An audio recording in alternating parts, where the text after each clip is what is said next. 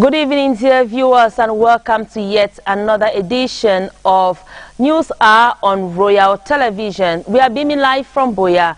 We open this newscast with our headlines, where the March 2026 session of the Cameroonian Parliament is on the way with several key issues on the agenda, amongst them election of bureau members, mandate extension, constitutional revision, and much more. Out of Cameroon, the United States has issued a security alert warning of a possible terrorist threat against American diplomatic facilities and U.S.-affiliated schools in Nigeria, urging its citizens in the country to remain vigilant. And in sports, African club football is set for a major financial boost after CAF President Dr. Patrice Motsepe announced a significant increase in prize money for the continent's top inter-club competition ahead of the 2025-2026 season. Details of the stories and more in this newscast. We will be right back.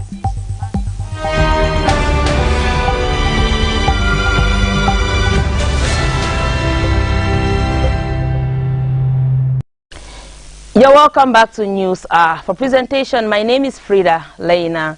As we told you in one of our top stories, Cameroon's parliament opens its doors today to begin deliberations as the people's representatives meet at first ordinary session. Several government bills have been tabled for brainstorming. Mwambo Williams previews the expectations of both the lower and upper houses. Cameroon's parliament is set to convene its first ordinary session of the year this March 10, 2026. The session will involve the elections of Bureau for the Senate and the National Assembly. The Bureau of the National Assembly consists of the President, the Senior Vice President, 5 Vice Presidents, 4 Quaestors, 12 Secretaries, and the Secretary General, which is a non-elected position, while that of the Senate comprises of the President, the Senior Vice President, 4 Vice Presidents, 3 Quaestors, 8 Secretaries, and a Secretary General who is an ex officio member. Following the passing of some parliamentarians, especially the Dean of the National Assembly, Honorable Laurentine Kwa Fege, who died recently, the session is expected to honor her fallen members. Other issues on the agenda include alleged amendments to the Electoral Code, such as setting a maximum age limit for presidential aspirants and increased financial deposits for elections. Speculations say there shall be potential constitutional amendments. The proposed reforms include creating a vice president position, creating more administrative units, and reclassifying traditional chiefdoms. The reforms are expected to be discussed amidst controversy, with opposition parties expressing concerns about the potential impact on electoral fairness and their ability to contest elections. As the people's representatives go into the Paul Biya Glass House to start deliberating for the next 30 days, it is worth knowing that their journey as members of the National Assembly is short-lived, as their mandate is expected to end this March 30th, 2026, to give way for fresh elections. Let's revisit Women's Day commemoration in Buea, where women in Buea, southwest region of Cameroon, have been reminded to step up their game by raising their standards of living. This clarion call was made by the governor of the southwest region, Bernard Okalia Bilai, during the just ended 41st edition of the International Women's Day commemoration. Honorin Cheng brings to the limelight their hustle and narrates the transformative journey most of them have made to make sure their lives are improved. Take a listen. As the years keep passing by, women have never stopped striving to become the best version of themselves. It's against this backdrop that a cluster of women in Buea, southwest region, gathered at Bongo Square on the International Day of the Woman to showcase their know-how. Food processing is one of those areas that women are investing their time, energy, and resources into. As a woman, a modern woman, We have learned not to be dependent. We are learning to become independent on our own because even the economic situation of the country, we have decided to start creating jobs for ourselves. This is what we call self-employed, self-job creation and self-made, because we know that it is not easy for the men to take up full responsibility. So as a woman, you have to support the man beside you, you have to support the children. We are doing all this because we equally plan for the rainy days, just in case there is no man to lean on or to rely on. You know, you can take care of yourself by yourself. Every day, women merge efforts with their husbands to support the household from the income that comes in handy. This, in reality, is what women bring to the table. In fact, the help to carry the table along. In the community, training small-scale farmers on how to increase their production and productivity, also train on how to do transformation of agricultural byproduct to add value, specialize on plantain, on how to transform plantain to plantain biscuit to plantain flour to plantain pap to plantain wine. It's very healthy for people like diabetic patients to eat, and other aging people. It's good for their snacks. Today's woman is no longer dependent. This support-based resident, Laura Ayok, is the Chief Executive Officer of a local food processing brand in Boya, Southwest region. I am the CEO of L'Oreal's Organic Foods, a food processing industry situated in Campaign Street 7, West Support Boya. We have products like powdered waterfufu, powdered pap, plantain flour, sweet potato flour, and we equally have cooking spices like the white pepper, bush pepper, black pepper, mixed spices. We deal with herbs and even dried vegetables. Over to My 16, Opulent Grace Company is an innovative brand as the founder has moved from an apprentice to boss and CEO, thus giving back to her society. We have crafts that we make with gypsum, we do epoxy, even flooring, so even women can do floors in epoxy, with epoxy. Yes, we do cement craft, white cement, and we do fiber as well. We want to encourage the woman, any woman out there. It's not nice to be dependent, no matter how financially okay your family is. It's not nice to be dependent. Till today, Boya women keep rising daily to the tone of activities which are expected to last throughout the month of March, empowering women to start now and start small. This is the goal, as women have been cautioned to step up their game. We now talk culture in this newscast, where sons and daughters of the Wimbum Cultural Development Association Limbe branch have taken a firm commitment to continue rallying behind their president, Tashe Tamfungenwell, in order for the association to maintain its enviable position. They took the commitment recently during the installation of the Limbe branch president alongside his executive committee members for a second mandate. Details in the following report. The installation ceremony of the Wikuda Limbe branch executive members brought together members from different branches across Limbe and beyond. In his acceptance speech, the president of Wikuda Limbe branch, Tashe Tamfungenwell, expressed gratitude to the Wimbum community in Limbe for believing in him and giving him another opportunity to be their leader. He promised to double efforts during the second mandate to make Wikuda Limbe branch continue standing tall and grow from strength to strength. The Limbe branch president promised to use the next 4 years at the helm of the Cultural Association to preach peace, unity and development, which are the core values of the association. Our goal is unity and development. When there is no unity, there is no development. So our goal as Wikuda, Wimbum Cultural and Development Association, is unity and development. The Wikuda Limbe branch president used the occasion to disclose his roadmap for the next 4 years with the renovation and expansion of the Wikuda meeting hall, his major priority. What I have conceived as Wikuda Limbe complex, if you could see here, you realize that the population here was too much. What you saw here, there was no invitee here. Not only the Wimbum community in Linde. So when you look at the population, you see that some people were seated outside. So what we need to do now is to expand this hall. And our agreement today is that together we should raise funds to expand this hall so that we may accommodate all our people. Tamfunge Noel promised to bring back members who, by one reason or the other, left the association, as well as win more members for the association. He beckoned on his executive members to work hand in glove with him, just like the former ESCO, for the realization of the set goals. The event equally witnessed an exhortation from Reverend Pastor Nanji Gil of the Mispa Baptist Church Newtown, who called on the president and his team to be strong, courageous, and obedient to the will of God for a hitch-free mandate. It is important to note that the new executive members were voted into office upon their installation recently.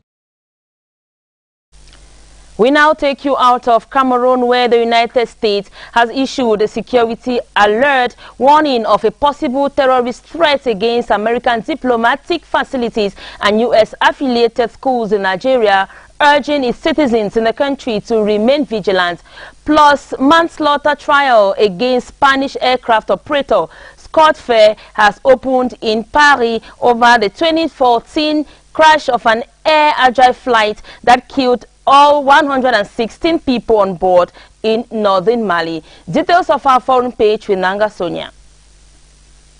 The United States Embassy in Nigeria has issued a security alert warning of a possible terrorist threat targeting U.S. government facilities and American-affiliated schools in the country. In the advisory, the embassy urged U.S. citizens in Nigeria to remain vigilant and take precautionary measures. These include keeping mobile phones charged in case of emergencies and familiarizing themselves with emergency exits when entering public buildings. Despite the warning, the embassy say consular services will continue as normal at its mission in Abuja and at the U.S. consulate in Lagos. The embassy also advises Americans in the country to regularly check updates on its official website and follow security guidelines issued by the U.S. Department of State. Travelers were encouraged to consult the Nigeria Country Information page on the department's website for further advice on security conditions. The alert comes at a time of heightened global tensions linked to the ongoing conflict involving Iran, Israel, and the United States. The war began on 28 February 2026 and has rapidly escalated. Early in the conflict, U.S.-Israeli strikes reportedly killed Iran's supreme leader Ayatollah Ali Khamenei, and days later his son Mujtaba Khamenei was named as his successor. Military operations have included joint airstrikes targeting Iranian leadership, military infrastructure, and nuclear facilities. Some attacks have also hit industrial sites in Tehran, including oil storage and refining facilities. Iran has responded with missile and drone attacks targeting Israel and U.S. military positions in several Gulf countries, including Kuwait, Qatar, Saudi Arabia, Bahrain, and the United Arab Emirates.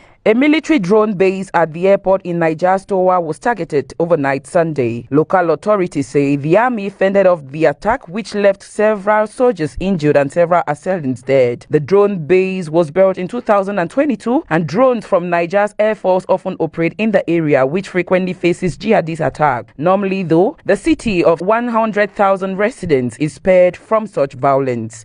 The area is also home to groups of armed bandits as well as smuggling routes for drugs. It comes weeks after the Islamic group targeted the country's main airport in Niamey. Jihadist violence has troubled Niger, which has been ruled by a junta since 2023 for a decade. The violence usually involves Al-Qaeda and Islamic State group affiliates. It is unclear who is behind the latest attack. Proceedings in the case where Swift Air, a Spanish company accused of manslaughter in an Air Algeria crash 12 years ago, kicked in Paris on Monday. Several dozen relatives of victims were present to observe the proceedings. The aircraft involved in a crash, a McDonnell Douglas MD-83, had been released to Algeria's national carrier by Swift Air along with its crew.